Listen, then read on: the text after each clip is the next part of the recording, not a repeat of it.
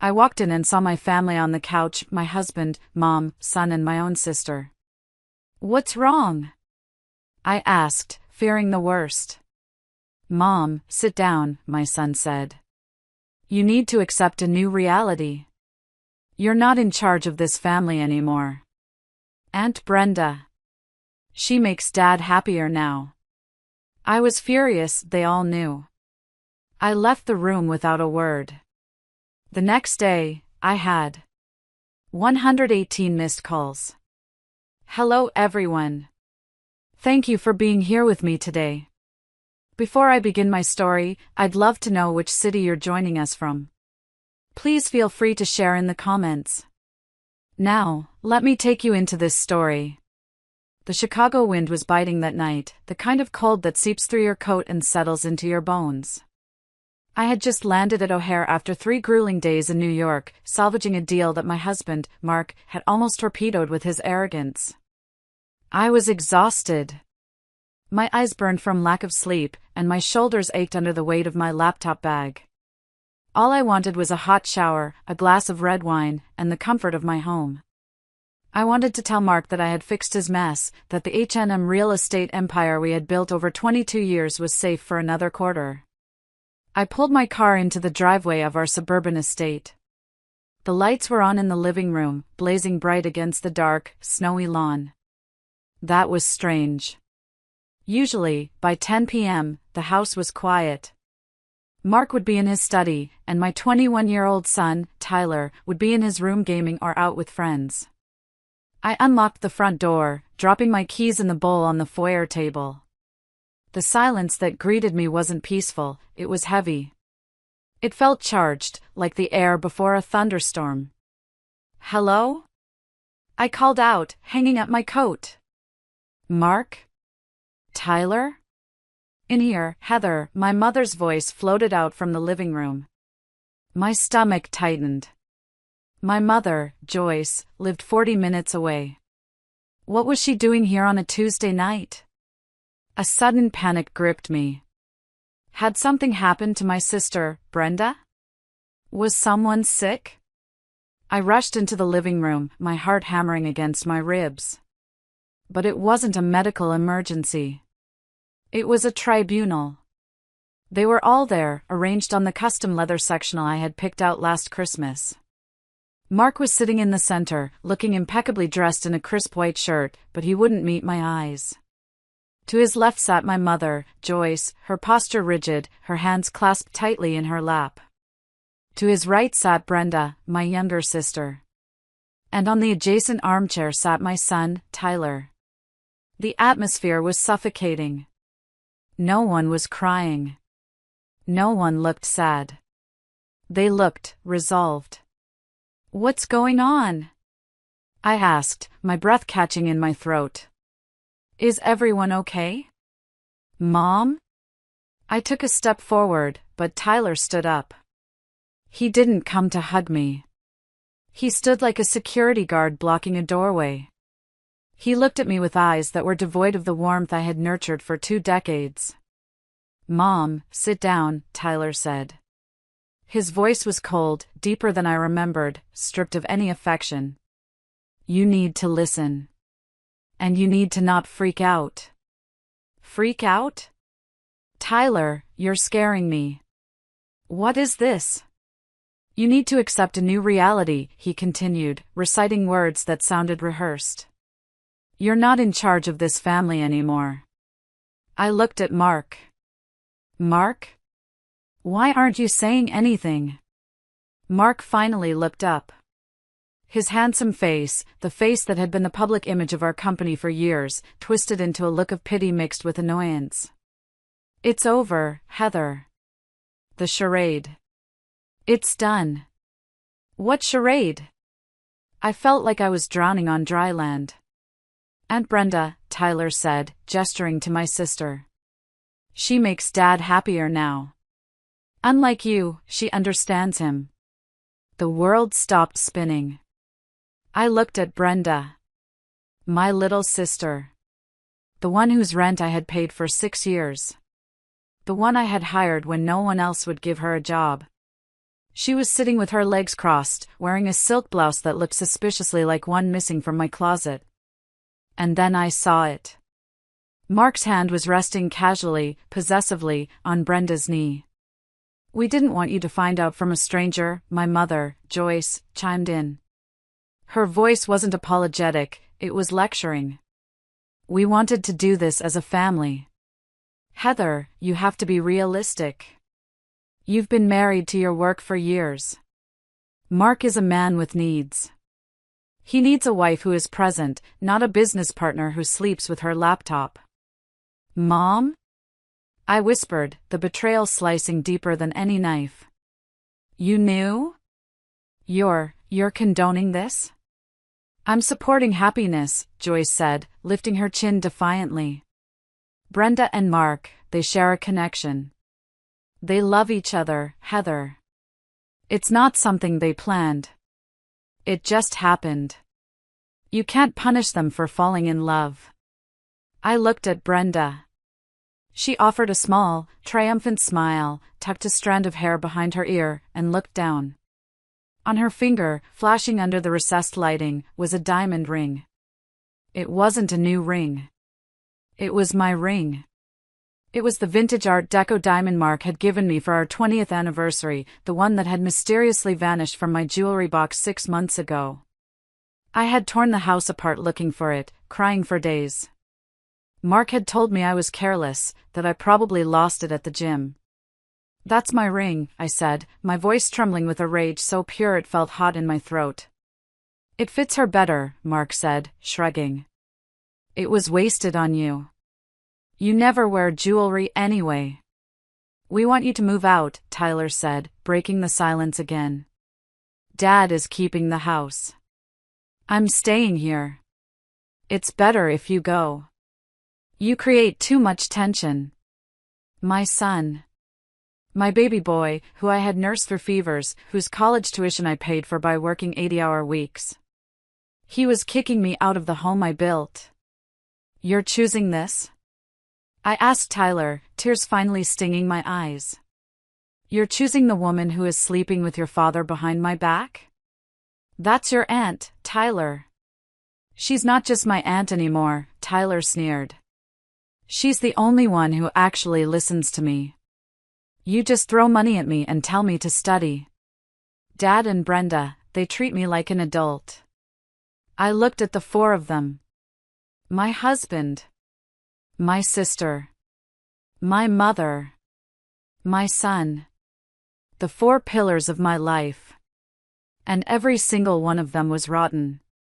They weren't just breaking my heart, they were dismantling my existence with a casual cruelty that took my breath away. I felt a wave of nausea, but I swallowed it down. I wouldn't give them the satisfaction of seeing me collapse. I wouldn't scream. I wouldn't beg. I straightened my spine. I looked at Mark, locking eyes with him until he flinched and looked away. "You think you've won," I said, my voice quiet but deadly steady. "You think you can just rewrite history because you're bored and selfish." "Don't make a scene, Heather," Brenda said, her voice sickly sweet. "Let's be mature about this divorce." "Divorce?" I let out a short, dry laugh. "Oh, you have no idea what's coming." "Don't threaten us," Mark snapped, his arrogance returning. "I've already spoken to legal. You're out. The prenup, the company bylaws, I have it all covered. Walk out that door, Heather. If you stay, I'll have security remove you from my property." "Your property?" I looked around the room. I picked every tile in this house. I paid for every brick. "And now you're trespassing," Tyler said. That was it. The final severing. I looked at my son one last time, memorizing the face of the stranger he had become. "Okay," I said. I turned around. I didn't take my coat off. I didn't pick up my keys from the bowl, I had my spare set in my pocket. I walked to the door. "Where are you going?" Joyce called out, sudden anxiety spiking her voice. "Heather, we need to discuss the settlement." Mark has a generous offer if you sign tonight. I didn't answer. I opened the heavy oak door and stepped out into the freezing Chicago night. The wind hit my face, drying the tears before they could fall. I got into my car, the engine roaring to life in the silence of the driveway. As I backed out, I saw them through the window. They were already pouring champagne.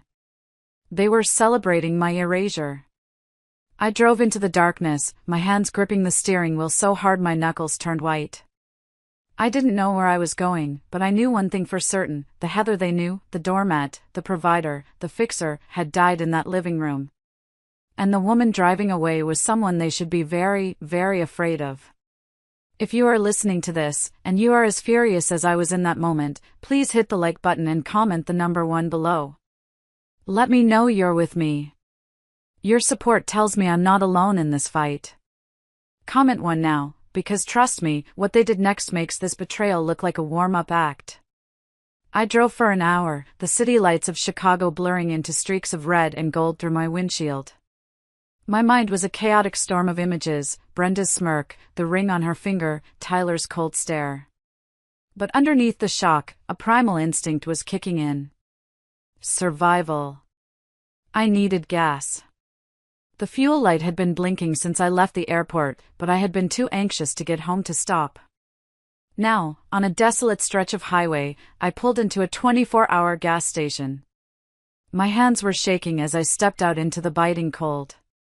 I slid my credit card, the platinum card linked to our joint account, the one I used for everything from grocery runs to business dinners, into the pump. Processing. The screen blinked red. Declined. See cashier. I frowned. That was impossible. The credit limit on that card was $50,000, and I had paid the bill in full 3 days ago. I tried again. Declined. A cold pit formed in my stomach, heavier than the betrayal I had just witnessed. I reached into my wallet and pulled out my personal debit card, the one linked to my checking account where my salary was deposited. I walked inside the station. The attendant, a bored teenager with headphones around his neck, didn't even look up as I placed a bottle of water and a pack of gum on the counter. I swiped the debit card. It didn't go through, he mumbled, popping his gum. Try it again, I said, my voice tight. There's money in there. He sighed and ran it again. Declined, lady. Insufficient funds or card locked. You got cash? I stood there, paralyzed under the harsh fluorescent lights. My banking app. I needed to check my app. My fingers fumbled with my phone as I logged in. Access denied. User authentication failed. Please contact your branch. I tried the business account. Access denied. I tried the joint savings. Access denied. Mark hadn't just kicked me out of the house. He had executed a financial kill switch. He had been planning this. You don't lock out a co-owner from business and personal accounts instantly unless you've laid the groundwork with the bank, falsely claiming fraud or changing administrative privileges days in advance. He wanted me destitute. He wanted me stranded in the middle of the night with no resources, so I would crawl back and sign whatever generous offer Joyce had mentioned. I dug through my purse, past the useless plastic, to the small zipper pocket at the bottom. I found 3 crumbled $20 bills and a handful of quarters. $60. That was my net worth right now. I paid for 5 gallons of gas and the water with cash. I got back in my car, shivering not just from the cold, but from the terrifying realization of my vulnerability. I couldn't go to a hotel, I didn't have a credit card for the deposit. I couldn't go to my mother's house. I couldn't go to Brenda's. I drove until I found a motel with a flickering neon sign that read vacancy. It was one of those places where truckers slept for a few hours, the kind of place where the sheets smell like stale smoke and regret. Cash up front, the night manager said through bulletproof glass. $50 for the night. I handed over 50 of my remaining $60. He slid a key across the tray. Room 12. The room was freezing. The heater rattled and coughed out air that smelled like burnt dust.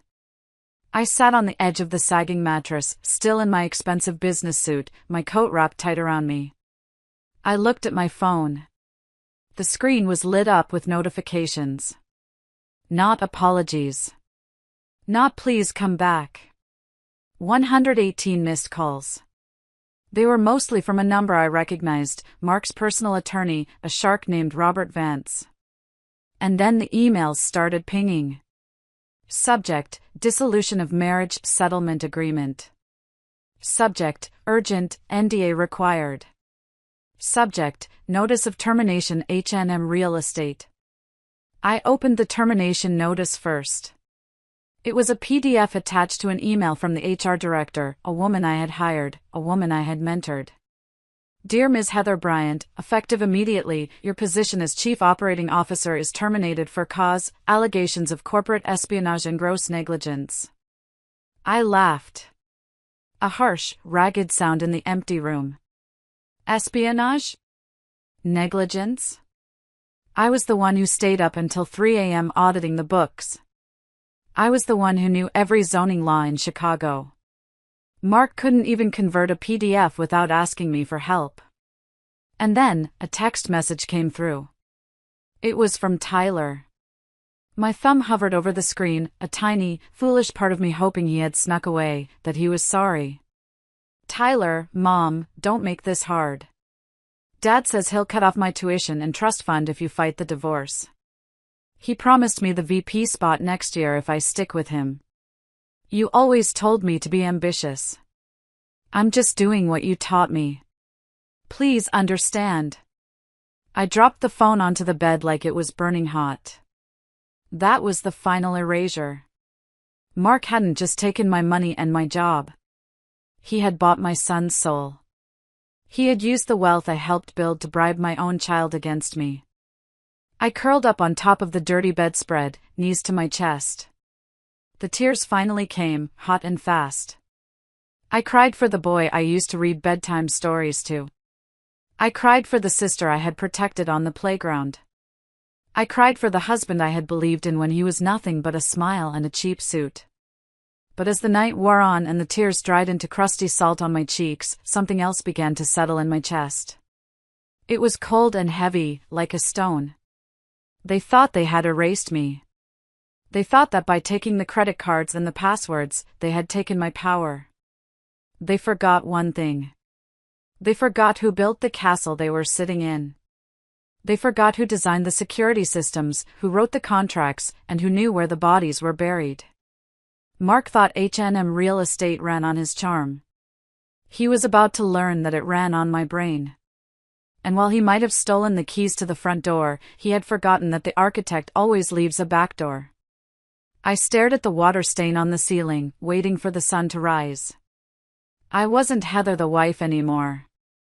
I wasn't Heather the mother. I was Heather the architect. And I was about to bring the whole house down. Sleep was impossible in that motel room. The traffic noise from the interstate was a constant drone, but it was the noise in my head that kept me awake. Memories, sharp and jagged, played on a loop. To understand why I was lying on a dirty mattress with $10 in my pocket, I had to go back. I had to look at the foundation of my life and realize it had been cracked from the very beginning. I grew up in a small town in Ohio, the older of 2 daughters. My father died when I was 7, leaving my mother, Joyce, to raise us alone. His death broke something in her, or maybe it just revealed who she really was. She was a woman who needed to be adored, needed to be the center of attention, and she projected that need onto her children. Or rather, onto one child. Brenda was born beautiful. Even as a baby, she had ringlets of gold hair and big, blue saucer eyes that made strangers stop in the street. I was plain. Brown hair, serious eyes, sturdy. I was the responsible one. Brenda was the princess.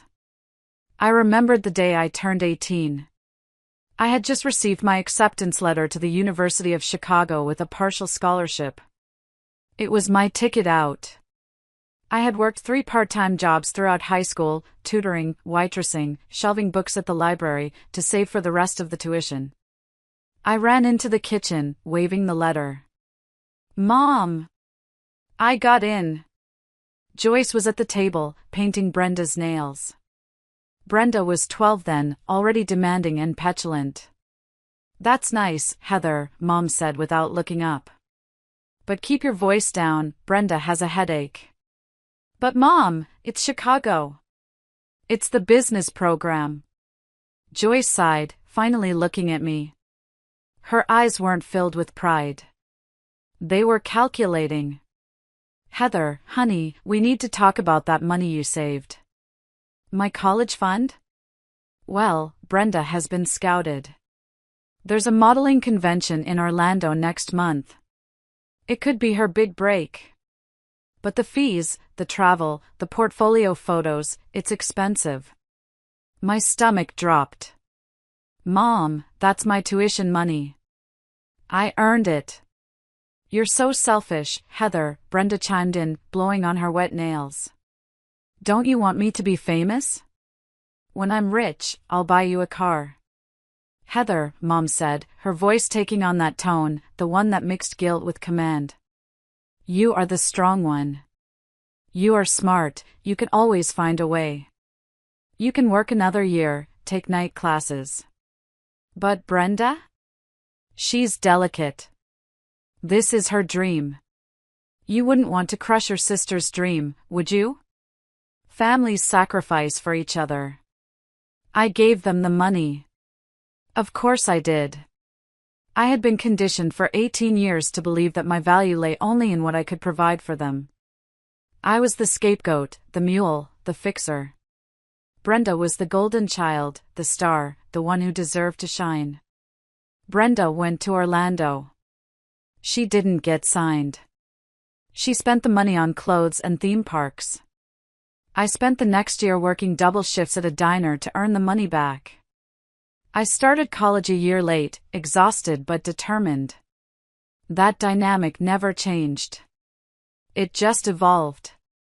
When I graduated at the top of my class, Mom didn't come to the ceremony because Brenda had severe anxiety over a breakup with a boyfriend of 2 weeks. I walked across the stage alone. When I got my first big promotion at a finance firm, Mom said, "That's great, honey. Hey, can you loan Brenda $2,000? Her landlord is being unreasonable." I paid Brenda's rent. I paid for her car repairs.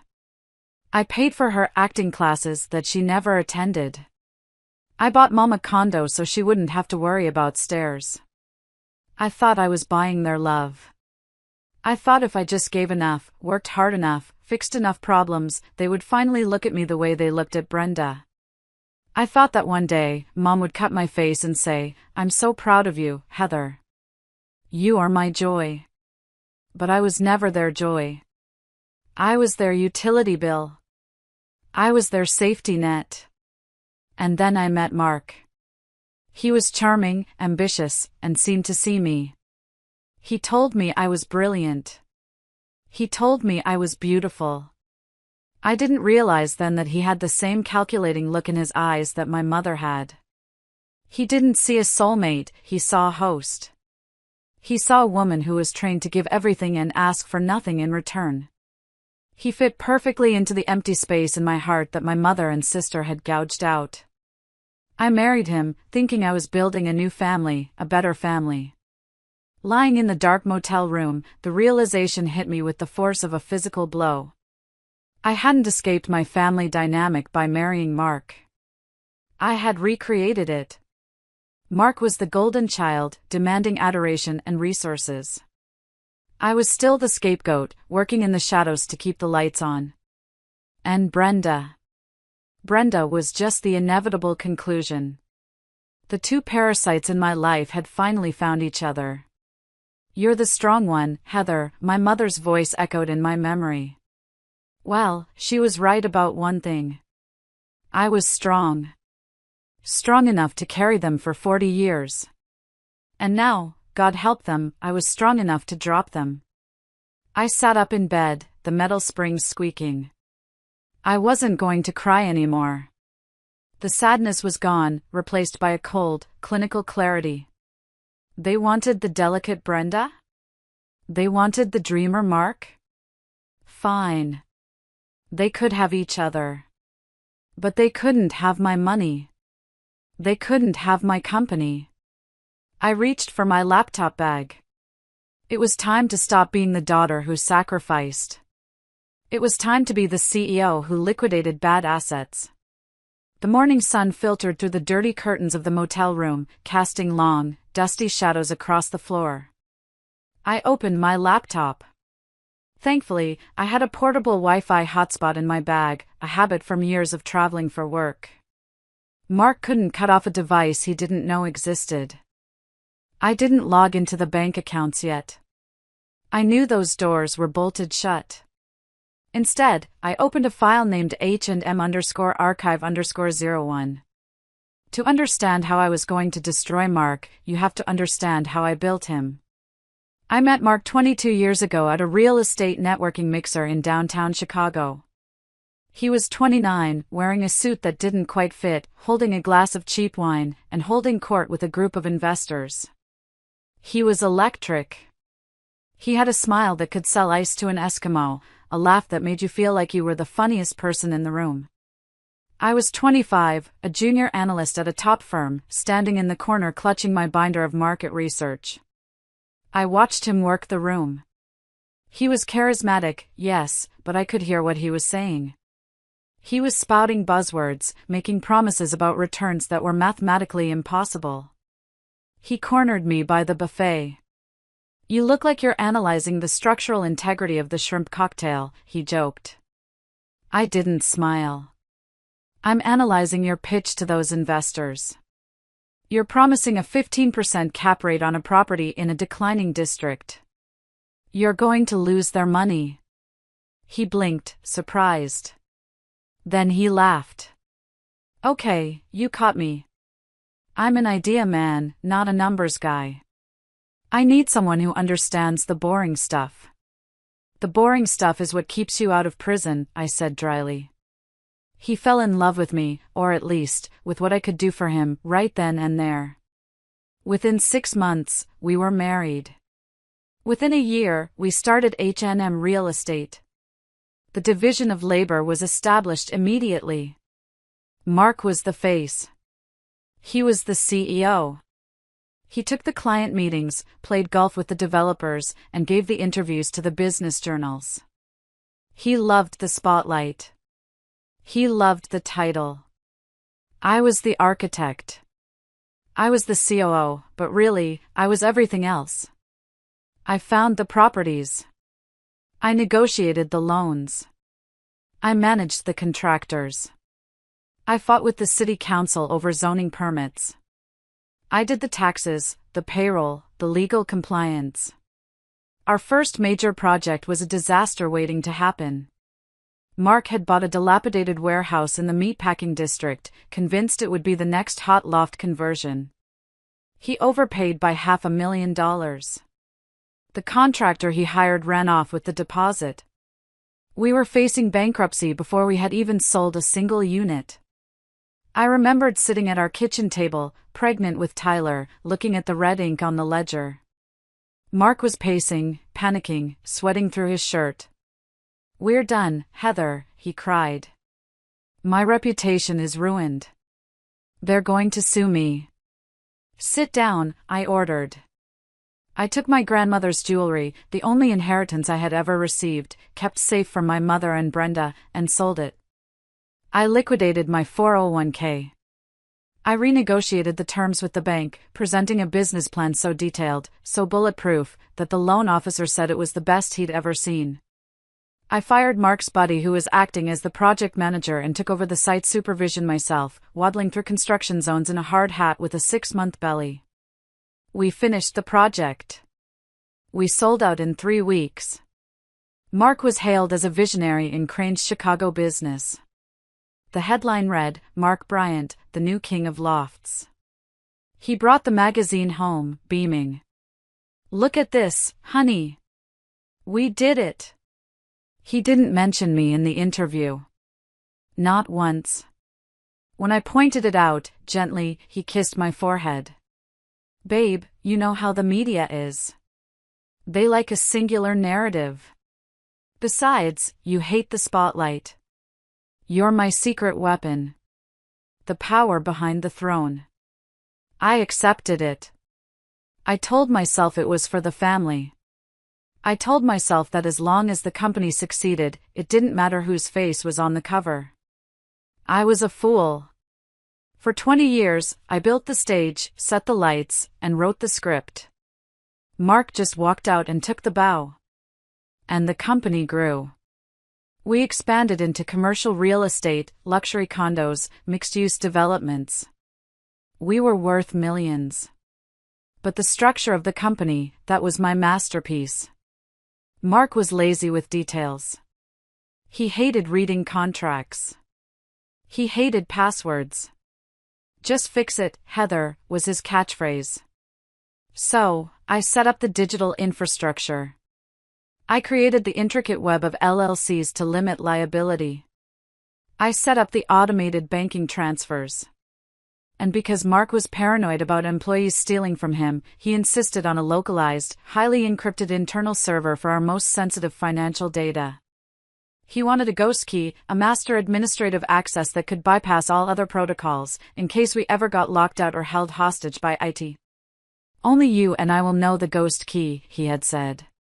But Mark never bothered to memorize the complex 64-character string I generated. He wrote it on a sticky note, put it in his desk drawer for a week, and then threw it away, assuming I would always be there to type it in for him. He was right. I was always there. Until yesterday. Now, sitting in the motel, I looked at the login screen for the H&M private server. The VPN tunnel was secure. Mark thought that by calling the bank and removing me as a signatory, he had cut me off. He thought that by firing me through HR, he had revoked my access. He relied on standard protocols. He relied on the front door. He forgot about the ghost key. My fingers hovered over the keyboard. I typed in the string of characters. It was a line from a poem I loved, mixed with the GPS coordinates of the first building we ever bought, and the date Tyler lost his first tooth. Mark didn't know any of those things. Authentication. Processing. Access granted, administrator level. The screen flooded with data. The entire nervous system of H&M real estate lay open before me. Emails, bank transfers, wire logs, tax documents, private chat histories. I wasn't just looking at a company. I was looking at the crime scene of my marriage. I started downloading. I didn't just want a few files. I wanted everything. Every email Mark had sent in the last 5 years. Every expense report. Every wire transfer to the Cayman Islands or Switzerland. And that's when I saw it. A folder named Project B. It wasn't a building project. B stood for Brenda. I opened the folder, and the blood drained from my face. This wasn't just an affair. This was embezzlement on a massive scale. Dates, amounts, receipts. January 12th, $50,000 wire to B. Miller Consulting, Brenda's maiden name. February 14th, $12,000, Cartier. March 1st, $4,500, monthly rent, luxury suite, the Drake Hotel. He had been keeping Brenda like a concubine on the company dime for 3 years. But it went deeper. I saw transfers to a shell company I didn't recognize, Orion Holdings. The signatory on Orion Holdings wasn't Mark. It was Brenda. And the assets being transferred into Orion weren't just cash. They were deeds. Mark was slowly transferring the titles of our most valuable unencumbered properties into a company owned by my sister. He was stripping H&M real estate hollow, preparing to leave me with the empty shell while he and Brenda walked away with the assets. I felt sick. This wasn't just about replacing me as a wife. This was grand larceny. This was theft. But as I scrolled through the documents, a cold smile touched my lips. Mark was an actor, not an architect. He didn't understand the paperwork he was signing. In his arrogance, and in Brenda's greed, they had made mistakes. Sloppy, amateur mistakes. They had forged my signature on the deed transfers. I could see it on the PDFs, a clumsy digital copy-paste of my signature from a different document. And on the operating agreement for Orion Holdings, Brenda had listed her permanent address. It was my address. The house I paid for. I had them. I had them dead to rights. But I couldn't strike yet. If I went to the police now, Mark would claim it was a clerical error, pay a fine, and bury me in litigation for years. He had the expensive lawyers. I had $10. No. I needed to let them hang themselves. I needed them to feel safe. I needed them to think I was defeated, broke, and hiding in a hole. I closed the laptop. I had the blueprints of their destruction. Now, I just needed to build the trap. The digital evidence of Project B burned in my mind, forcing me to recall exactly how Brenda had infiltrated my sanctuary. It started 5 years ago, a time when H&M real estate was booming, and my guard was down. Brenda had just gone through her third divorce. Her ex-husband, a decent mechanic named Dave, had left her because she refused to work and spent his paycheck on designer purses she couldn't afford. She showed up at my doorstep with 2 suitcases and a sob story that would have won an Oscar. He was abusive, Heather, she cried, throwing herself into my arms. I later learned abusive meant he cut up her credit card. I have nowhere to go. Mom said you'd help. Joyce called me 10 minutes later. Heather, you have that big house with all those empty guest rooms. Let your sister stay for a few weeks. She just needs to get back on her feet. Family helps family. I agreed. I always agreed. A few weeks turned into 6 months. Brenda lay by my pool all day, drinking my wine and criticizing my gardening staff. Mark, at the time, seemed annoyed by her presence. She's lazy, Heather, he'd complain. She treats our house like a hotel. I defended her. She's grieving, Mark. Give her time. Then came the request. I need a job, Brenda announced one night at dinner. I'm bored. I want to work for you guys. I almost choked on my water. Brenda, we run a commercial real estate firm. It's high pressure. What skills do you have for this? I'm good with people, she insisted. I can be. I don't know, client relations? I can plan the parties. I can talk to the investors. You guys are so stiff. You need someone fun. No, I said. It was one of the few times I set a boundary. But Joyce intervened. She drove 40 minutes to have coffee with me. Heather, this is Brenda's chance to be responsible. If you don't give her a job, she'll spiral. Do you want her living on your couch forever? Give her a salary, let her move out. Mark thinks it's a good idea. I blinked. Mark does? I spoke to him, Joyce said smoothly. He thinks Brenda could help soften the company image. You know you can be a bit intense, honey. I confronted Mark. You want to hire Brenda? Mark shrugged, adjusting his tie. Your mom made a good point. We need someone to handle the social stuff. The galas, the charity events. You hate that stuff. Let her do it. Pay her assistant's salary, get her out of the house. It's a win-win. I relented. I created a title, Director of Special Events. At first, it seemed fine. Brenda moved into a condo, which I subsidized, and she planned the company Christmas party. It was lavish, over budget, but successful. Then, the subtle shifts began.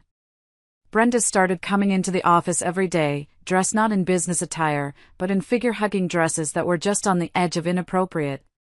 She spent hours in Mark's office discussing event logistics. I would walk by and hear them laughing. Whenever I entered the room, they would stop. "What's so funny?" I'd ask, feeling a prickle of unease. "Just a joke about a client," Brenda would say, smiling that saccharine smile. "You wouldn't get it, Heather. It's an inside joke." She started joining us for business lunches. Then she started replacing me at them. "Heather, you stay and finish the quarterly projections," Mark would say. "Brenda and I will take the developers to the steakhouse. You know you hate small talk." And I did hate small talk. I loved the work. So I let them go. I stayed in the office, eating a salad at my desk, crunching numbers, ensuring our profit margins were healthy, while my husband and my sister drank martinis and laughed at my expense. I noticed changes in Mark. He started dressing younger. He bought a Porsche he didn't need. He started staying out late for networking. When I expressed concern, Joyce gaslit me to oblivion. "You're being paranoid, Heather," she scolded. "You should be happy Mark and Brenda get along. Most men hate their in-laws. It's a blessing. Don't ruin it with your jealousy. It's unbecoming." Jealousy. She made me feel like a crazy, insecure shrew. Now, looking at the Project B folder on my laptop, I saw the reality. The networking dinners were dates. The business trips to Miami were vacations. And the consulting fees paid to Brenda were actually her allowance for being his mistress. The snake hadn't just slithered into the grass. I had opened the gate, invited her in, and fed her warm milk. And the worst part? My mother had held the gate open. Joyce had brokered this. She had pushed Brenda onto Mark, knowing exactly what Brenda was capable of. She wanted Brenda to have the life I had built, because in her twisted mind, Brenda deserved the kingdom, and I was just the builder meant to construct it and move on. I slammed my hand against the cheap motel desk. The pain was grounding. "Okay," I whispered to the empty room. "You want to play the fun, irresponsible game? Let's see how fun it is when the architect pulls the load-bearing wall." I spent the next 6 hours in a trance of forensic accounting. The ghost key gave me access to everything, but I had to be careful. If I made any changes, if I altered any files, the system logs might alert the IT director, a man named Steve who used to be loyal to me, but was now undoubtedly answering to Mark. So I became a ghost. I copied. I downloaded. I took screenshots. I traced the money flow. It was worse than I thought. H&M Real Estate was bleeding. To fund their lifestyle and the transfers to Brenda's shell company, Mark had stopped paying the vendors. We were 3 months behind on payments to the construction crews for the new downtown high-rise. We were default on the interest payments for 2 major loans. Mark was robbing Peter to pay Brenda. The company, my life's work, was a house of cards. If the creditors found out, we would be insolvent in 30 days. But then I found something that made me sit up straight. It was an email chain between Mark and a private investigator named Vance Investigations. The timestamp was from 2 years ago.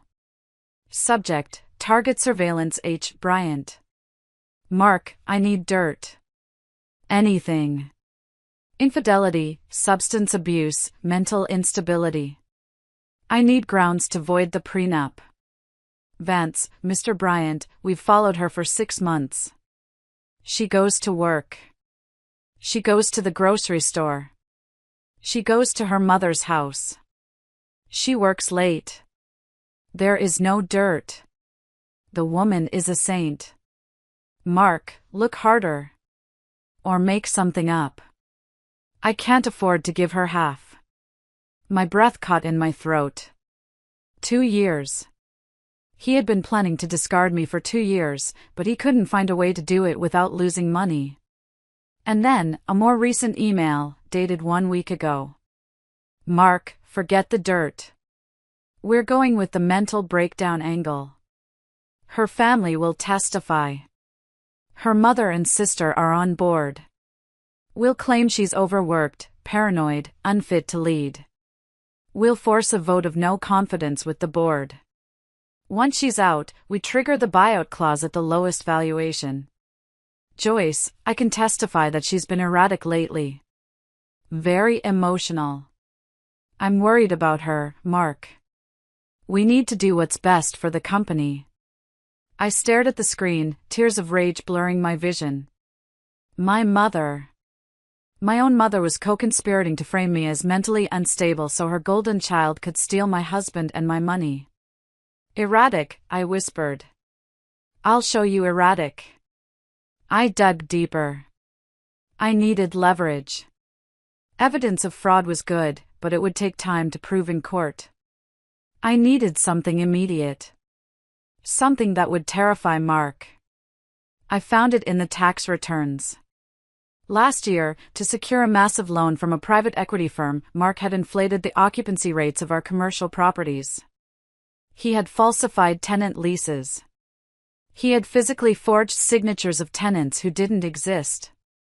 This wasn't just civil fraud. This was bank fraud. This was federal prison time.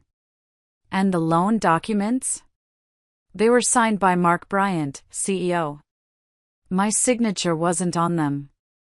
I had been out of town for my aunt's funeral that week, a funeral Brenda missed, and Mark had said he would handle the paperwork.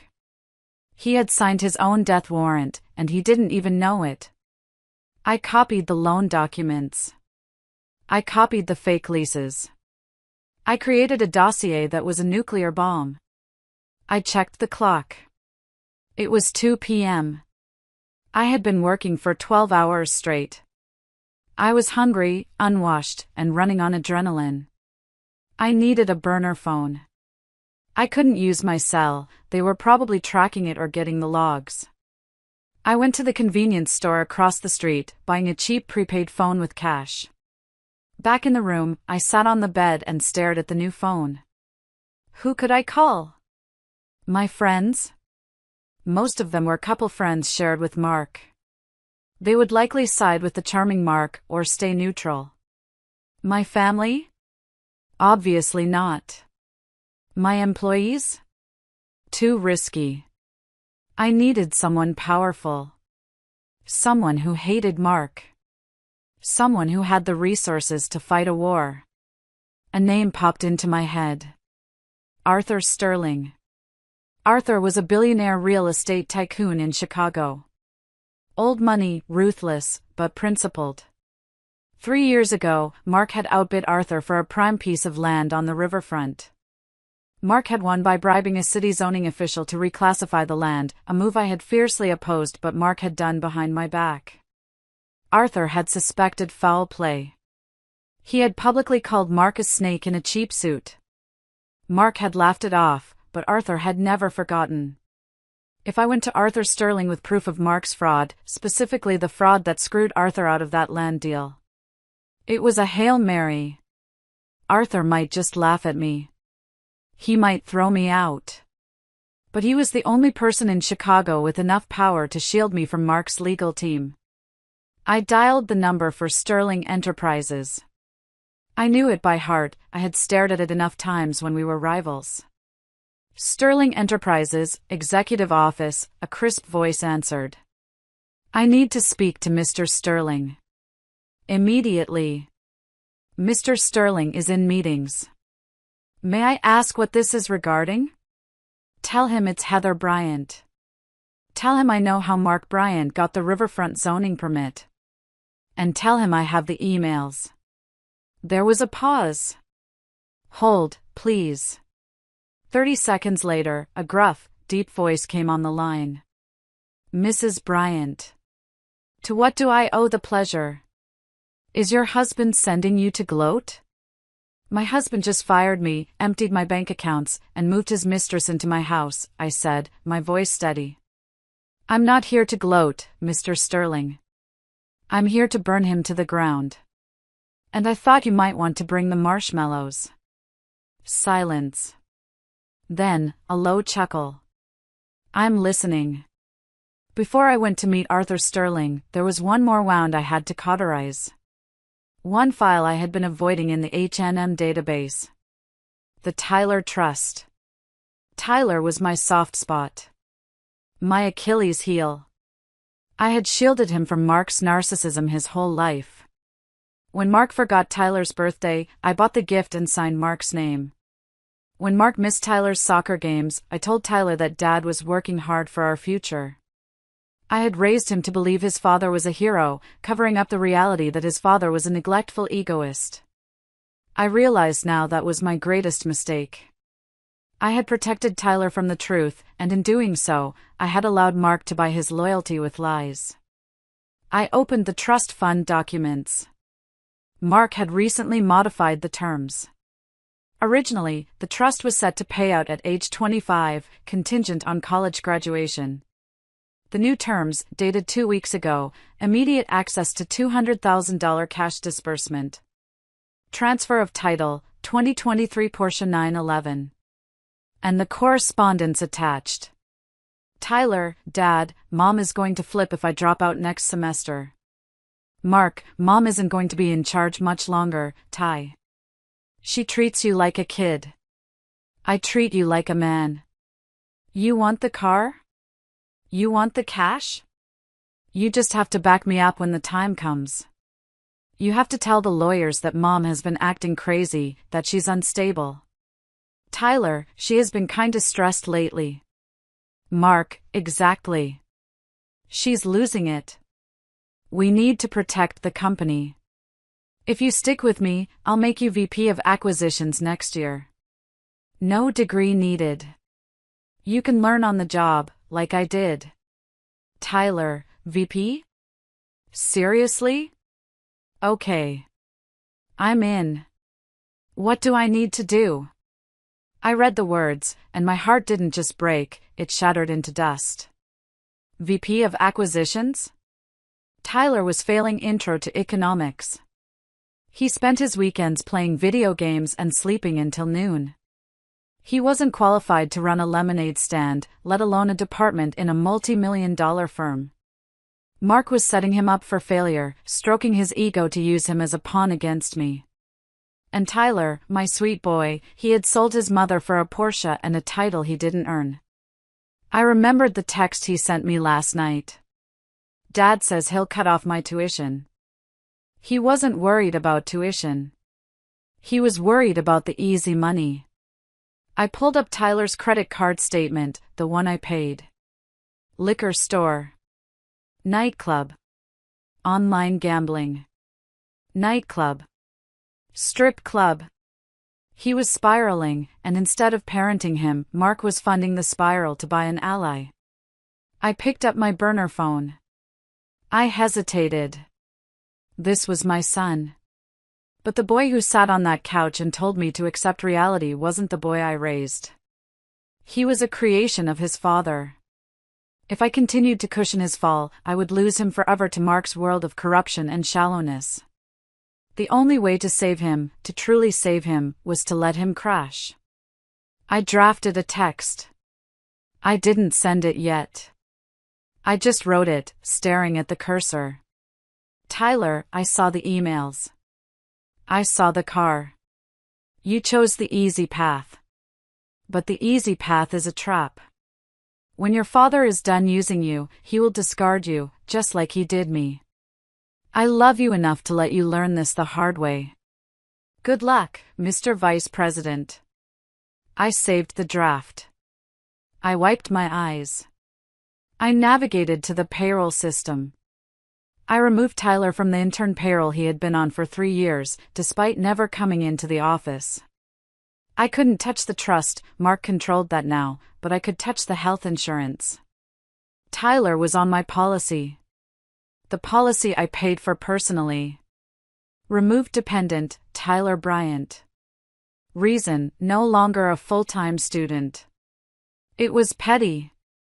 It was small. But it was the first time in 21 years I hadn't fixed something for him. My phone buzzed. It was the address for the meeting with Arthur Sterling. 1 hour. The Union League Club. Library room. Come alone. I closed the laptop. I went into the bathroom and splashed cold water on my face. I tried to fix my hair. My suit was rumpled, but I brushed it off. I put on a layer of lipstick, my armor. I looked in the mirror. The woman staring back looked tired, yes.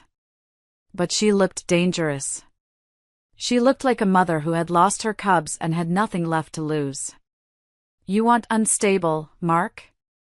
I said to my reflection. I'll show you tectonic.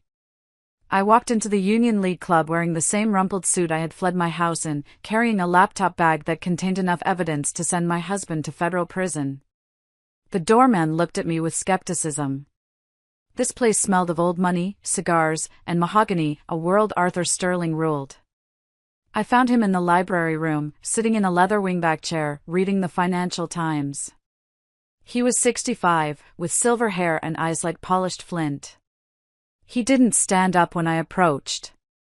Mrs. Bryant, he said, folding his newspaper. You look terrible. I feel terrible, I admitted, sinking into the chair opposite him. But my brain is working just fine. You mentioned the riverfront deal, Arthur said, cutting to the chase. You said you had proof. I opened my laptop. I didn't waste time with pleasantries. I pulled up the dossier I had compiled in the motel room. I turned the screen toward him. 3 years ago, Mark outbid you for the riverfront land. You suspected he bribed the zoning commissioner, Frank Miller. You were right. Arthur leaned forward, his eyes narrowing. Here is the wire transfer, I said, pointing to the screen. $50,000 to a shell company called Miller Consulting. And here are the emails between Mark and Miller discussing the expedited rezoning fee. Mark was sloppy. He used his personal email for the initial contact. Arthur scanned the documents. His expression didn't change, but the air around him seemed to grow colder. Why are you showing me this now? You were the COO. You benefited from this deal. I didn't know, I said, my voice steady. Mark kept a shadow ledger. I found it last night. After he kicked me out of my house, froze my accounts, and moved my sister into my bed. Arthur looked up, a flicker of surprise crossing his face. Your sister? And my mother is cheering them on, I added, a bitter laugh escaping my lips. It's a regular family reunion, and I'm the only one not invited. I took a breath. Mr. Sterling, I didn't come here to gossip. I came here to make a deal. Mark is trying to destroy me. He's forged my signature on fraudulent loans. He's embezzling company funds. He's going to leave H&M Real Estate a smoking crater. And you want me to save you? Arthur asked, raising an eyebrow. No. I want you to help me bury him. And in exchange, I will give you the riverfront property. Arthur paused. Go on. Mark is over-leveraged. He's cash poor. He's about to default on the construction loans. If you step in as a white knight investor now, offering a bridge loan to save the project, he'll take it. He's desperate. And in the loan agreement, we include a collateral clause. If he defaults, which he will, because I know the real numbers, you seize the assets. Specifically, the riverfront deed. Arthur stared at me for a long moment. The silence stretched, heavy and tense. Then, a slow smile spread across his face. It wasn't a warm smile. It was the smile of a predator recognizing another predator.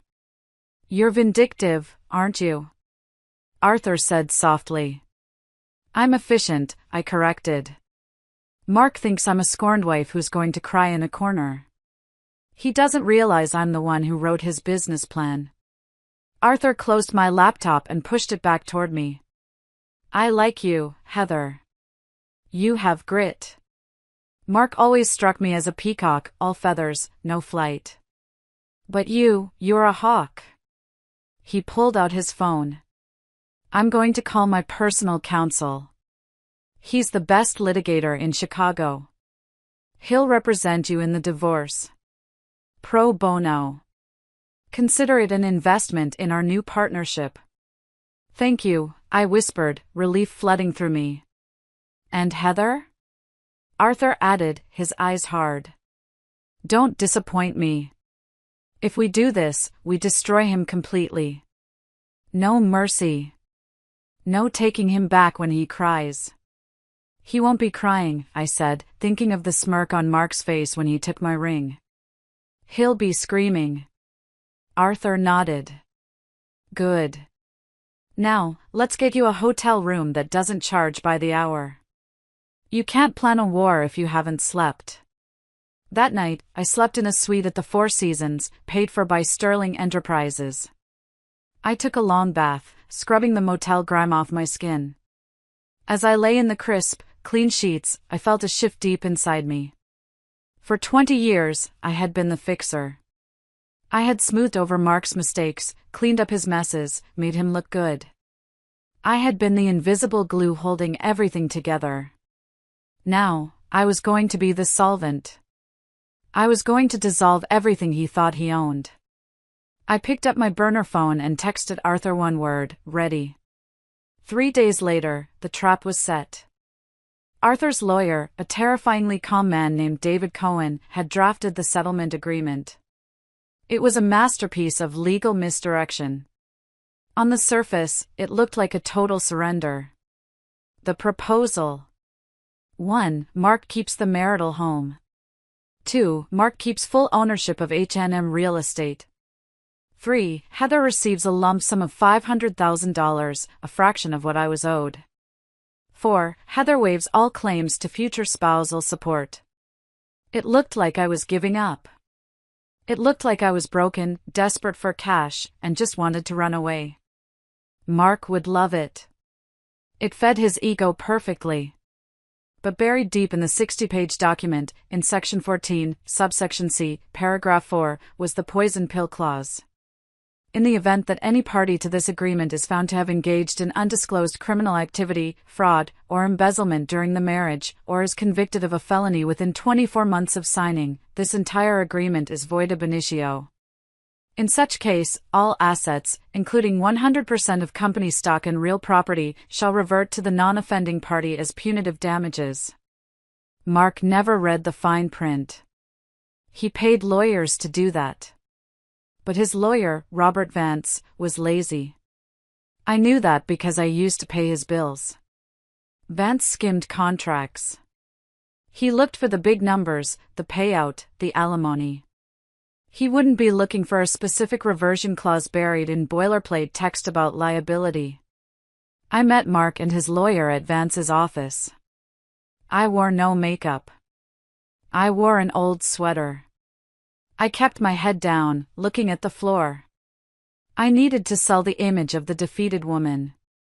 Mark walked in like he owned the world. He was wearing a new Italian suit, and he smelled of expensive cologne, probably a gift from Brenda. Well, look who crawled out of her hole, Mark sneered as he sat down. I hope you're ready to sign, Heather. Brenda and I have wedding invitations to order. Just give me the check, I said, my voice trembling. I just want to leave, Mark. I can't. I can't fight you anymore. Mark laughed, glancing at Vance. See? I told you she'd fold. She doesn't have the stomach for this. Vance slid the papers across the table. Standard agreement, Heather. You walk away with $500,000. Clean break. Just sign here, here, and here. I picked up the pen. My hand shook, partially acting, partially pure adrenaline. What about Tyler? I asked softly. Tyler is staying with me, Mark said, leaning back in his chair. He's my VP now. We're going to build an empire together. Without your constant nagging. I felt a sharp pain in my chest, but I swallowed it. Okay. Take care of him. Just sign the damn papers, Heather. I signed. I put my name on the line that would seemingly strip me of 20 years of hard work. Then Mark signed. He did it with a flourish, a big, arrogant loop on the M. Done, Vance said, closing the folder. The check will be wired to your account tomorrow. Mark stood up and buttoned his jacket. He looked down at me with a smirk that made my skin crawl. You know, Heather, you should thank me. You were always too uptight for this life. Go move to a farm or something. Find a nice librarian. Goodbye, Mark, I whispered. As I walked to the elevator, I heard Mark laughing with Vance. That was easier than I thought. She didn't even ask for the beach house. The elevator doors closed, cutting off his laughter. I leaned against the metal wall and let out a long breath. He had signed. The poison pill was active. Now, all I had to do was prove the fraud. And I already had the evidence. I just needed the right stage to present it. And what better stage than the wedding?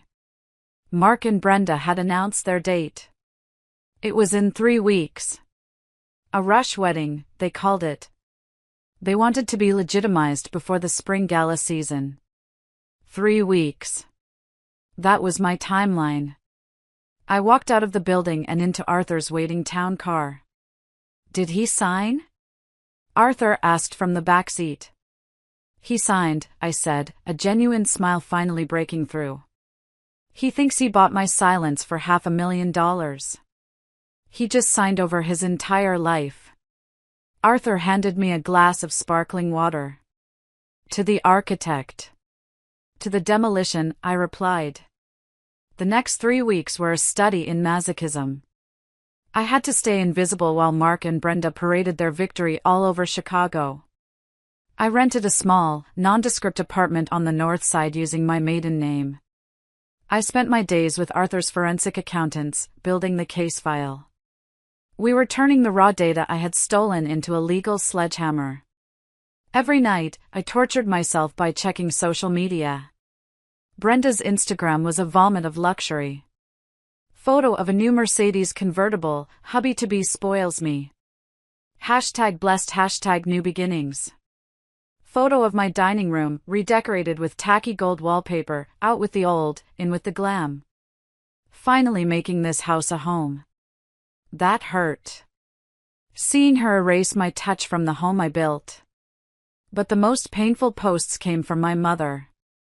Joyce posted a photo of the 3 of them, Mark, Brenda, and herself, raising champagne flutes at a tasting menu dinner. Caption, finally, a family that knows how to enjoy life. So proud of my beautiful daughter Brenda and my wonderful son-in-law Mark. True love always wins. True love. She had sold her eldest daughter for a seat at a fancy table. And Tyler. Tyler was silent on social media. But I saw the credit card alerts on the secondary accounts I still monitored, the ones Mark hadn't found yet. Liquor World, $400. Club Inferno, $1,200. Bail Bondsman, $500. My son was spiraling. Mark wasn't parenting him, he was enabling him. I wanted to rush in and save him, but Arthur stopped me. You can't save someone who doesn't want to be saved, Heather, Arthur told me gently. He chose his side. Let him see what that side really looks like when the lights go out. I knew he was right, but it felt like cutting off a limb. Meanwhile, the company was rotting from the inside. My spies, Sarah in accounting and Jim in project management, fed me daily updates. Mark hasn't been in the office past 2 p.m. in weeks, Sarah texted. He's letting Brenda plan the rebranding of the company. She wants to change the logo to pink and gold. Pink and gold, Heather. For a commercial real estate firm. The contractors are threatening to walk off the job at the Highland site, Jim reported. Mark told them the check is in the mail. It's not. He used the construction draw to pay for the wedding venue. Let it burn, I told them. Just document everything. Save every email where he tells you to delay payments. The wedding was going to be at the Palmer House Hilton, the Grand Ballroom. It was the most expensive venue in the city. Brenda had invited 300 guests, investors, politicians, local celebrities. They wanted to cement their status as the new power couple of Chicago. They wanted an audience. Good, I thought, looking at the invitation Sarah had smuggled out for me. They want a show? I'll give them a show. 2 days before the wedding, I received a final piece of leverage. It came from an unexpected source. My phone rang. Unknown number. Hello? Heather? It's Dave. Dave. Brenda's ex-husband. The mechanic she had bled dry. Dave, I said, surprised. How are you? I'm okay. Look, I heard about what happened. What they did to you. It's sick. It is, I agreed. I have something, Dave said, his voice lowering. When Brenda left me, she left a box of papers in the garage. I was going to burn them, but I went through them last night. Heather, she has credit cards in your name. From 3 years ago. My blood ran cold. What? She opened them when she was staying with you. She intercepted the mail. She maxed them out and then hid the statements. But I found the letters from the collection agencies. And I found a letter from Mark. From Mark? Yeah. He paid off one of the cards. The letter says, I covered this one, B, but you have to be more careful. If Heather sees this on the credit report, we're both dead. Keep sticking to the plan. 2 more years and we take it all. 2 more years. The timeline matched perfectly. Mark had been conspiring with my sister to steal my identity and my money while I was feeding her and giving her a job. Dave, I said, my voice shaking. Can you bring me that box? I'm on my way, he said. When Dave handed me that box, I felt the final lock click into place. This wasn't just fraud. This was a conspiracy. Predatory, calculated, and evil. I looked at the letter in Mark's handwriting. 2 more years and we take it all. I put the letter in my safe. Thank you, Dave, I said. Give 'em hell, Heather, he said, a grim smile on his face. Oh, I plan to, I replied. I plan to give them the whole inferno. The day before the wedding, I did something dangerous. I went to see Tyler. I knew I shouldn't. Arthur advised against it. But I was a mother first, and a vengeful ex-wife second. I needed to give him one last chance to step off the sinking ship. I waited outside his new penthouse apartment, the one Mark had bought with company funds. At 11 a.m., Tyler stumbled out, looking hungover. He was wearing designer sunglasses and a hoodie that cost more than my first car. Tyler, I called out. He jumped, spinning around. When he saw me, his face hardened. Mom? What are you doing here? You're stalking me now? I'm not stalking you. I'm trying to save you. I don't need saving, he spat, walking toward his Porsche. I'm doing great. Dad just put me in charge of the Southside portfolio. Tyler, listen to me, I said, stepping in his path. Your father is lying to you. The company is bankrupt. He's stealing money to pay for this lifestyle. He's using you as a shield.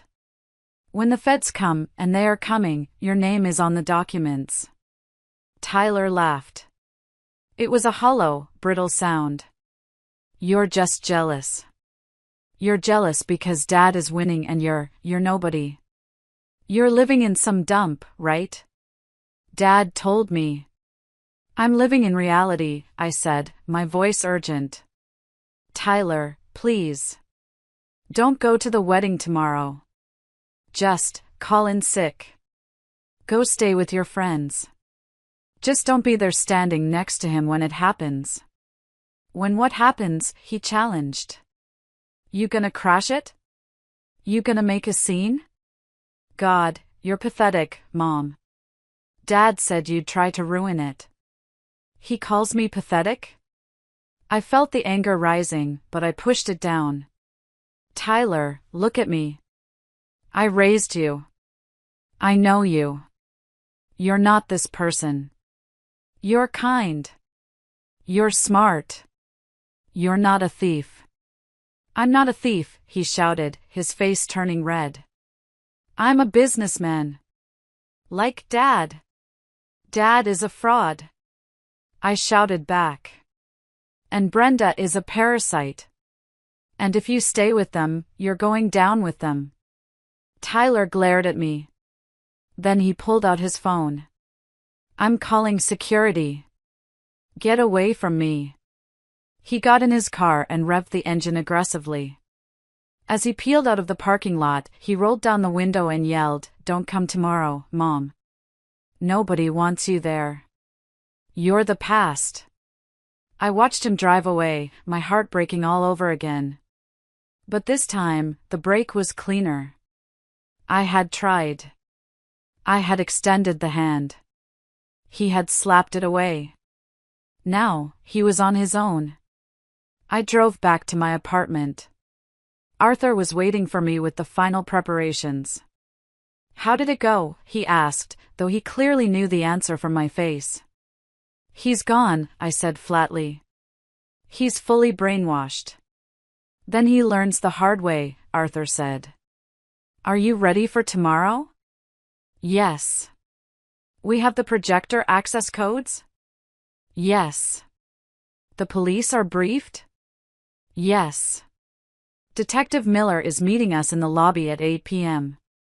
Arthur handed me a garment bag. Then you'll need this. I unzipped the bag. Inside was a dress. It wasn't a frantic, desperate ex-wife dress. It was a sleek, black, tailored tuxedo suit.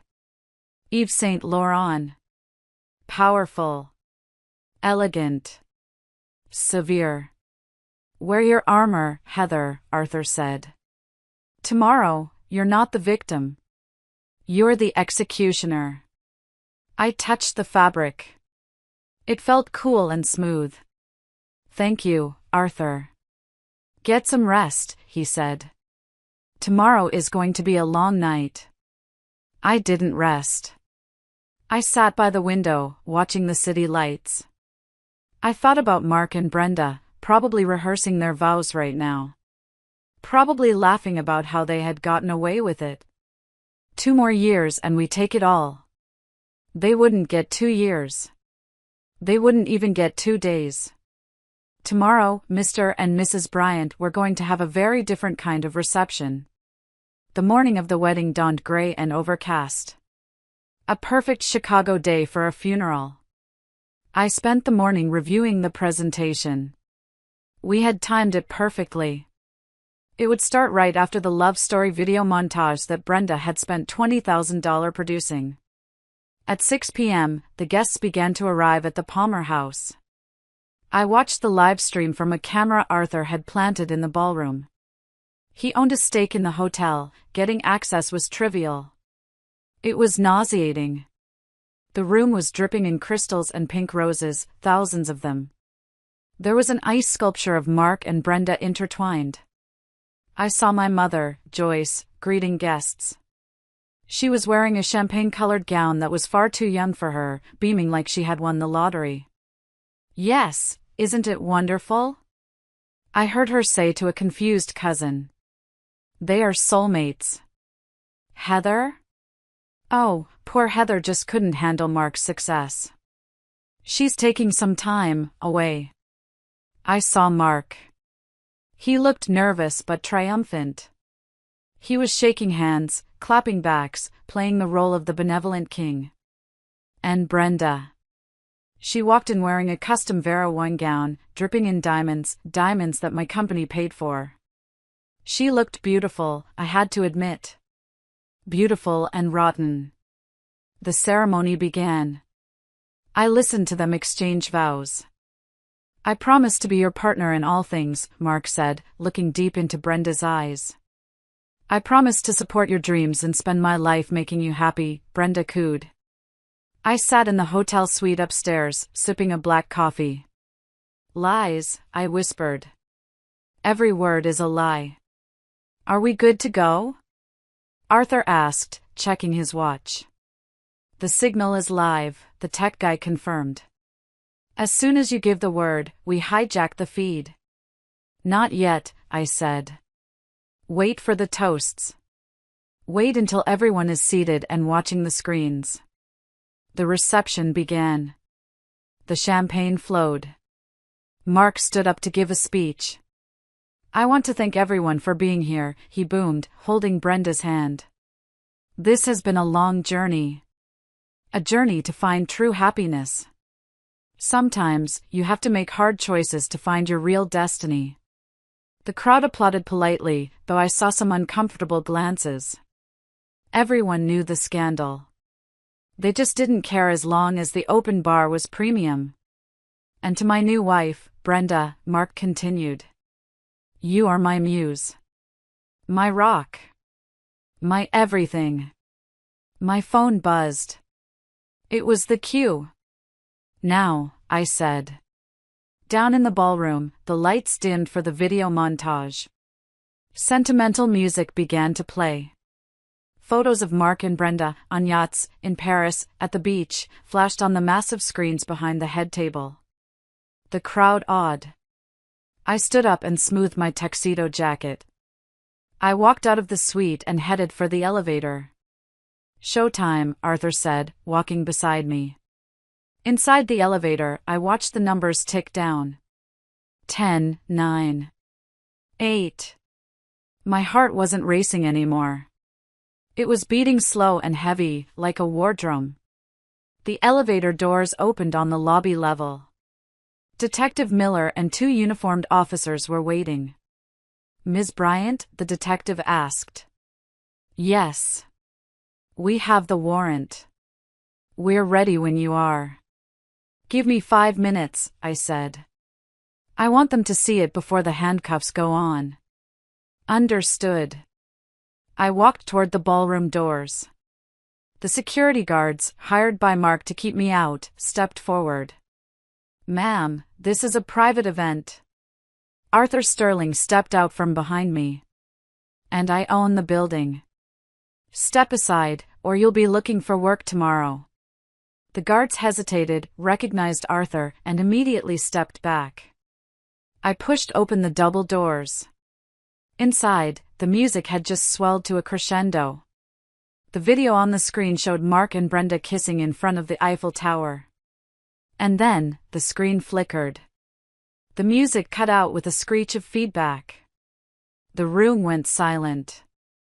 On the massive screens, the romantic image vanished. In its place, a stark, white spreadsheet appeared. Red numbers. And then, a document. A credit card statement. Name, Brenda Miller. Address, 124 Oak Lane, my house. Purchase, Cartier diamond ring, $25,000. Paid by, H&M corporate account. A murmur rippled through the crowd. What is that? Brenda shrieked, standing up. Mark, fix it. Cut the feed. Mark yelled at the AV booth. Turn it off. But the tech guy in the booth was ours. He didn't turn it off. He turned up the volume. And then, my voice, pre-recorded, boomed over the speakers. Hello, Mark. Hello, Brenda. You wanted a family gathering? You wanted everyone to witness your union? Well, let's show them what this union is really built on. All heads turned. Not to the screen, but to the back of the room. I walked in. The silence in the grand ballroom was absolute. 300 people turned in their chairs to look at me. I walked down the center aisle, my heels clicking rhythmically on the marble floor. The black tuxedo suit made me look like a shadow against the sea of pink flowers. Mark stood frozen at the head table, his face draining of color.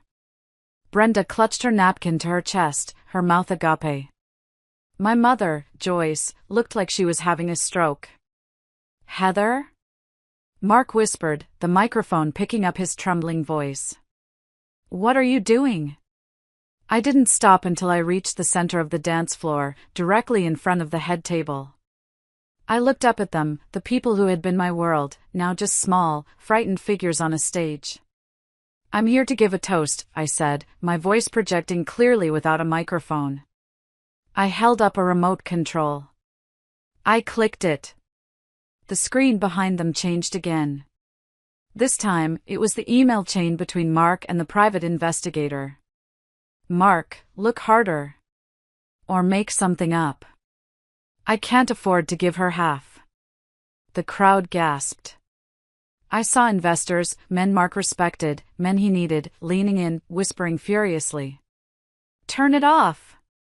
Mark screamed, lunging toward the DJ booth. Security! Get her out of here! Sit down, Mark, Arthur Sterling's voice boomed from the doorway. Unless you want to add assault to your list of felonies.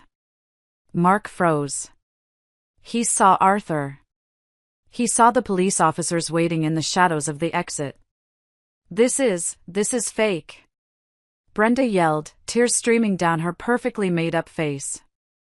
She's jealous. She hacked the system.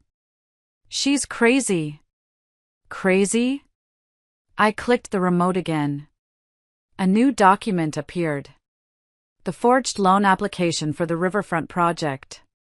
The one with my signature, clumsily pasted over the line. Is forgery crazy, Brenda? I asked calmly. Is bank fraud crazy? Because that's federal prison time. And guess whose name is on the shell companies receiving the stolen funds? I clicked again. Orion Holdings. Owner, Brenda Miller. I pointed at my sister. You aren't just a mistress. You're a mule. Mark used you to launder $3 million. Did he tell you that? Did he tell you that when the IRS comes looking, they're coming for your signature? Brenda looked at Mark, her eyes wide with horror. Mark? You said it was tax optimization. You said it was legal. Shut up, Brenda. Mark hissed. Oh, don't stop him, I said, smiling coldly. Let him explain. Let him explain to our mother how he refers to her. Click. The email appeared. Subject, the old bat. Mark, just write Joyce another check from the slush fund. The old bat is greedy. As long as we pay for her condo, she'll keep Heather in the dark. She'd sell her own daughter for a renovation budget. Joyce let out a sound that was half wail, half joke. She stood up, her hands shaking so hard she knocked over her champagne glass. Mark, she croaked. You called me that? After everything I did for you? I sided with you. I betrayed my own child for you. And look what it got you, Mom, I said, looking at her with pity. A seat at a wedding that's about to become a crime scene. Mark looked around the room, his eyes wild. He saw his empire crumbling in real time. He saw the investors walking out. He saw the waiters stopping to watch. He saw the end. You signed the settlement, he shouted at me, desperate. You signed it. You waived everything. You can't touch the company. Section 14, I said simply. The poison pill. If you committed a crime, the deal is void. And everything, the house, the company, the assets, reverts to me. Mark's knees gave out. He slumped back into his chair. And Tyler? I said, turning my gaze to my son, who was sitting at the end of the table, pale as a ghost. Tyler looked at me, terrified. He looked at the screen, where his own text messages were now displayed. Tyler, VP? Seriously? Okay. I'm in. You wanted to be a businessman, Tyler, I said softly. Well, here's your first lesson. Check the partners. I clicked the remote one last time. A video played. It was surveillance footage from the company parking lot. It showed Mark arguing with Brenda 2 days ago. Mark, on video, once we get the money from Sterling, we dump the kid. Tyler is a liability. We leave him with the tax debt and move to Monaco. He's too stupid to notice. The ballroom went dead silent. Tyler stood up slowly. He looked at his father. The hero worship in his eyes was gone, replaced by a shattering realization. Dad? Tyler whispered. You were going to leave me? Mark stammered. Ty, no. It was. I was just stressed. It's out of context. You called me stupid, Tyler said, his voice cracking. You said I was a liability. Tyler, sit down, Mark ordered, trying to regain control. Don't listen to her. Tyler didn't sit down. He picked up his glass of champagne and threw it in Mark's face. I hate you. Tyler screamed. I hate you.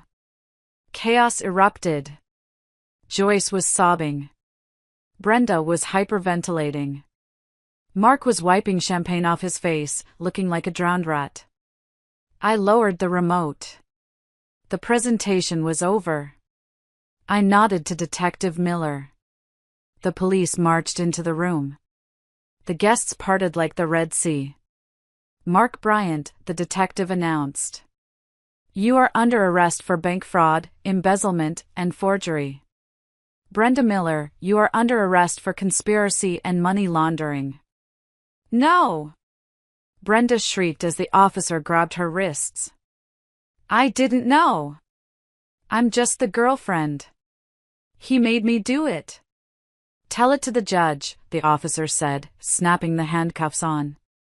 Mark didn't scream. He just stared at me. As they cuffed him, he looked me in the eye. You ruined everything, he spat. You bitter, vindictive bitch.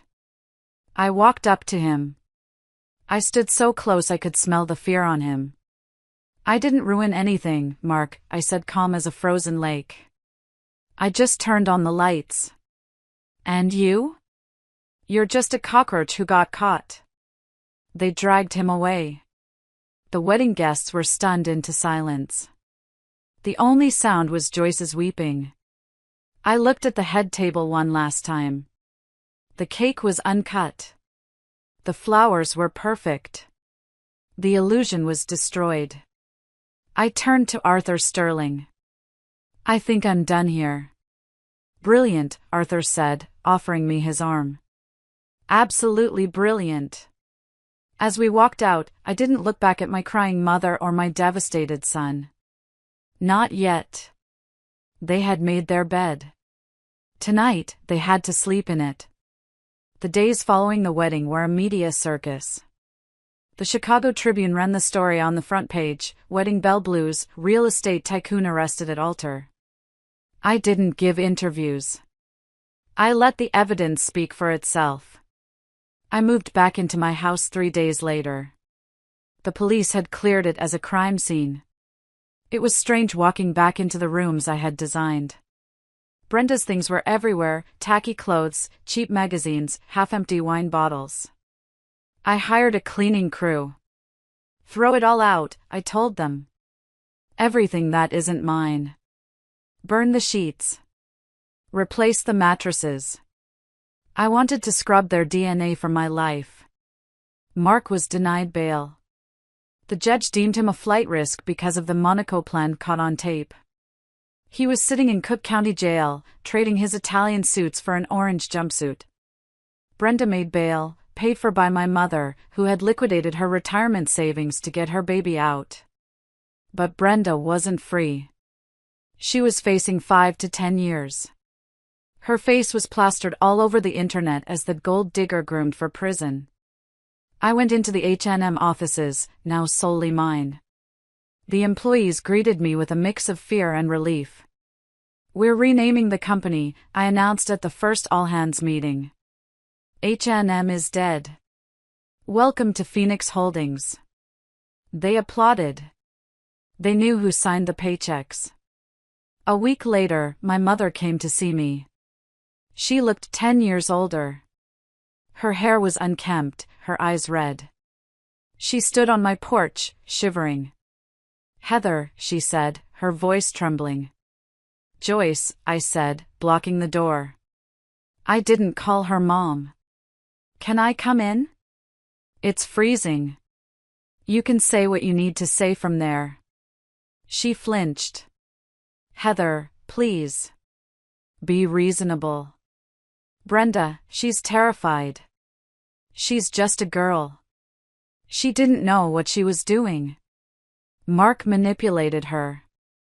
"Brenda is 40 years old," I said coldly. "She knew she was sleeping with my husband. She knew she was spending my money. She signed the papers. She's your sister."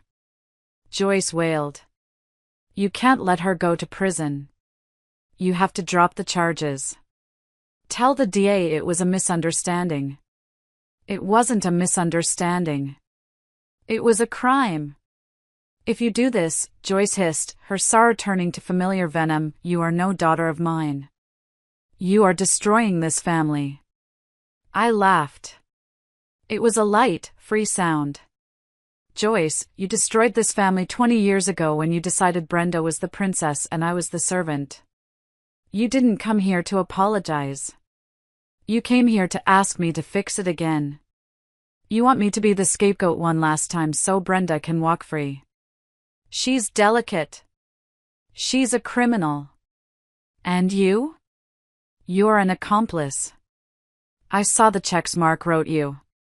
Consulting fees? You took money to help them gaslight me." Joyce went pale. "I'm not pressing charges against you, Joyce," I said. "Not because I love you, but because I don't want the embarrassment of seeing my mother in a mugshot. But you are dead to me. Do not call me. Do not come here. If you need money, ask Brenda." "Oh wait, she's broke." I slammed the door in her face. I watched on the security camera as she stood there, banging on the door, screaming my name. Then she slumped shoulders and walked away. It hurt. Of course it hurt. But it was the pain of pulling out a splinter, sharp, then relief. Then there was Tyler. He hadn't called. He hadn't come by. I knew he was crashing on a friend's couch because the authorities had seized the penthouse and the Porsche. I waited. I knew he had to come to me on his own terms. 2 weeks later, he showed up at my office. He looked terrible. He had lost weight. He was wearing old jeans and a t-shirt. No sunglasses. No attitude. "Mom?" he asked from the doorway. I looked up from my desk. "Hello, Tyler." He walked in and sat in the chair opposite me. He looked at his hands. "I'm sorry," he whispered. "I know," I said. "I was stupid. He made me feel important. He told me I was better than school. He told me you were holding me back. And you believed him because it was easier than working," I said gently but firmly. "Yeah," he admitted, tears dripping onto his jeans. "I saw the video. He called me a liability. He was going to leave me. He was. I have nothing, Mom. They took the car. I have no money. I need help." I looked at my son. I wanted to hug him. I wanted to write him a check and fix everything. But I was the architect now. And you don't build a strong structure on a cracked foundation. I love you, Tyler, I said. But I'm not going to give you money. He looked up, panicked. But where will I live? I don't know. That's for you to figure out. Mom, please. Here is the deal, I said, sliding a piece of paper across the desk. This is an application for a student loan. And this is a job application for the mailroom at Phoenix Holdings. Minimum wage. You start at the bottom. You finish your degree at night. The mailroom? He asked, shocked. But. Take it or leave it. If you want to be a man, Tyler, you earn it. Mark gave you things to buy you. I'm offering you nothing so you can build yourself. He stared at the papers. He stared at me. He saw the resolve in my eyes. Slowly, he reached out and took the pen. Okay, he said, his voice shaking. I'll take the job. Good, I said. Report to Sarah in HR. She'll get you a badge. Don't be late. He stood up. He looked at me, really looked at me, for the first time in years. You're really scary, Mom, he said, a hint of admiration in his voice. I know, I smiled. Now get to work. The trial was short. The evidence was overwhelming. Mark Bryant pleaded guilty to avoid a 20-year sentence. He got 8 years in federal prison, plus restitution. He looked gray and defeated in the courtroom. He didn't look at me once. Brenda took a plea deal. 3 years in prison for fraud. She sobbed when the gavel came down. She looked at Joyce in the gallery, screaming, Mom, do something. But Joyce could do nothing. Joyce was living in a studio apartment, living off Social Security, having lost her allowance and her pride. I sat in the back row, wearing my black suit.